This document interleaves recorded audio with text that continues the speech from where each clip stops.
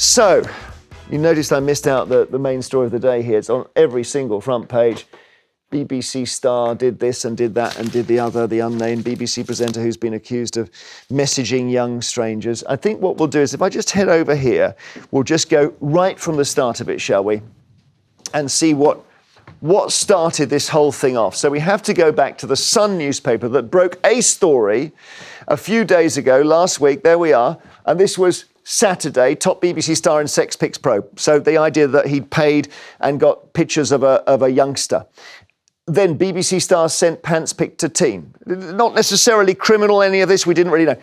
Then panic calls to youngster. We have it from the youngster's parents only. There are no screenshots or photos. So there's a bit of a question mark over this story. And there's then a big moment, because what happens is this.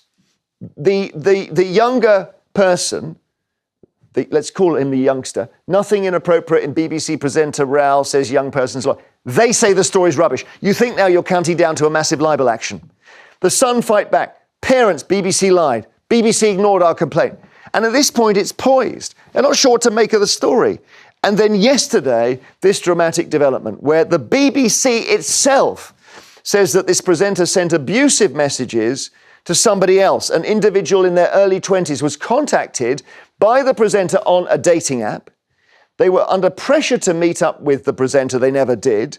When they hinted online, they might say who they'd been in touch with, they were sent abusive, expletive-filled messages. Now, that's the BBC reporting that about their own presenter.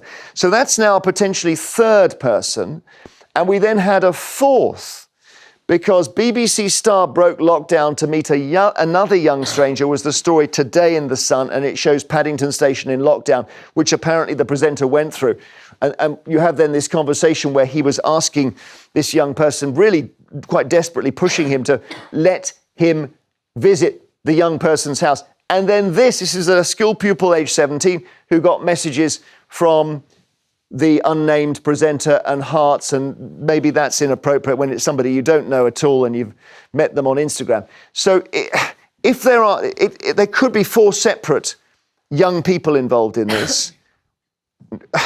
We're not sure if any of this is criminal, but it certainly looks like the Sun were right to run the original story.